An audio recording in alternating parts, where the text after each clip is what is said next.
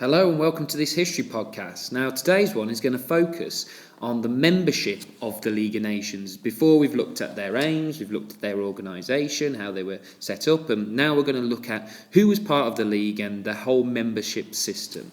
Now the best place to focus and start is at the start, and therefore how many were in it? Well, originally when it first appeared there were 42 members, and then in the 1930s it reached a peak of 60 members, so that's 60 countries by the 1930s. And the thing with this is, it sounds good, and the idea of lots of countries involved did make the league seem strong, look strong. But just having members doesn't mean that it was strong. Just because there was a lot of people involved doesn't mean that therefore everything else was hunky-dory. We've already looked at the problems with their organisation. We've already looked at the problems as well of its aims. And the podcast after this will be looking at their methods as well. But just don't get confused with thinking that because they had lots of members, it meant that they were strong. So, who was in the league? Well, there were four main countries, and they were Britain, France, Italy and Japan. And as we've looked in the previous podcast, they made up the Council of the League of Nations. Problem is, with these four being the main countries, they were the strongest ones in there and they were part of the Council. It could be said by some that they were dictating policy. And we've looked in the previous one that they could veto certain actions, even though everybody else perhaps was in agreement. So, at times, these four countries could be said to dictating things. And we need to think, well, hang on a minute. If they're the four strongest countries and then they're the four main ones, where are the other big countries? And here are the other powerful countries at the time. We had America, we had Russia, and we had Germany. And as we look at this, we can see that America didn't even want to join the League of Nations. So it comes to the membership of America, they did not want to join. Russia refused to join. And the reason they refused is because they were newly communist and hated Britain and France, and probably Britain and France probably didn't really want them to be in the League of Nations anyway, because they didn't trust the communists and the new regime that had popped up in Russia at the end of World War I. And really significantly is that Germany was not allowed to join the League of Nations. And if we think back to their aims, one of their aims was world peace, and one of their aims was cooperation.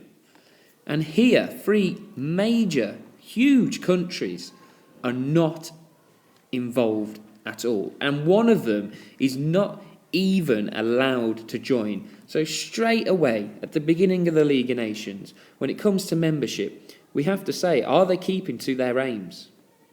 Are they keeping to what they believe in and this idea of cooperation? And we have to be thinking that with this kind of attitude and system straight away from the beginning, the League of Nations are somewhat undermined and for me look very, very weak.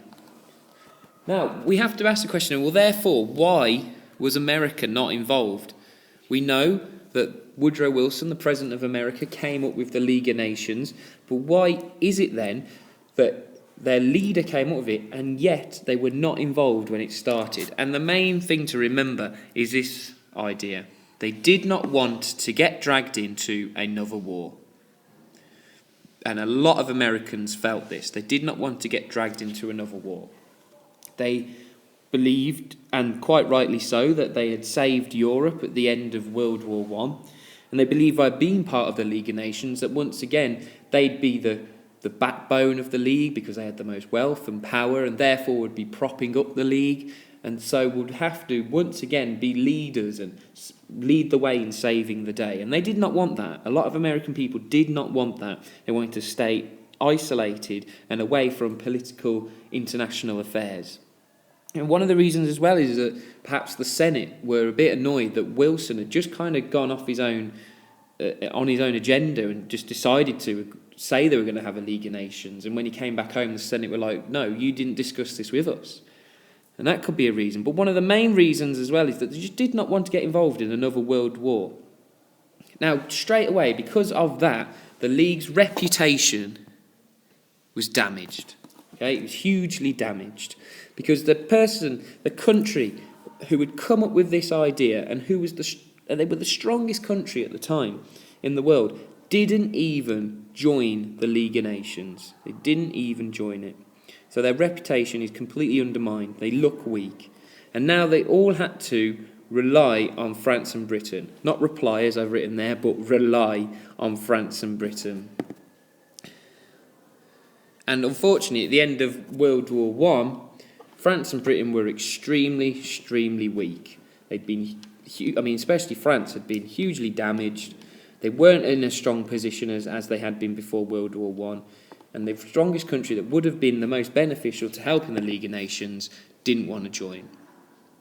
And this is summed up in a cartoon here, which is called The Gap in the Bridge by Leonard Ravenhill in the British magazine Punch. And as you can see, it is commenting on how USA are not getting involved in the League of Nations. And USA is represented by Uncle Sam here, and he's asleep, having a cigar, not getting involved in the bridge, which is representing the League of Nations. So as it says here, the League of Nations bridge, which is this in the middle, was designed by the President of the USA, as it says. So in the sign it says, the League of Nations bridge was designed by the President of the USA. And a bridge works as supporting each other and everybody has cooperation. But as the cartoonist is trying to get across, this nice looking bridge where England, Italy, France, Belgium and the whole world in general is wanting to work together and support each other, the people who came up with the idea and would be the keystone, as it says on the brick behind Uncle Sam's head, the keystone, the main crux, the main country that would hold this bridge together and would stop it collapsing, isn't even involved. It's not there. It's refusing to join. Instead, he's having a nice, relaxing sleep to the side and smoking a cigar. And that was the view.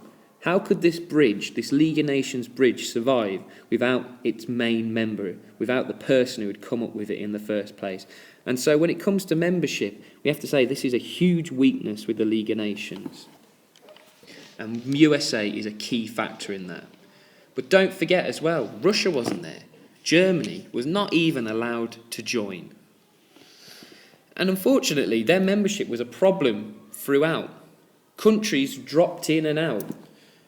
Germany was eventually allowed to join in 1926, but when Hitler came to power, Germany pulled out. Russia eventually joined, but then eventually dropped out.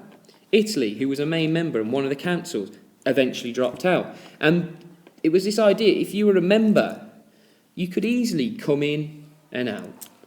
It wasn't difficult to just leave the League of Nations. Japan, in the early 30s, dropped out. And this undermines the League of Nations completely.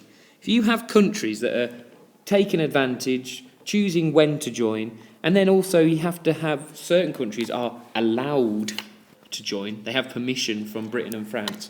How is this a cooperative unit? How is this an organisation that is going to work well? And one of their aims is cooperation. How is that possible with this type of membership going on? And without the main member there, USA, straight away, the League of Nations looks weak. And even though by the 1930s it has 60 members, unfortunately that means nothing.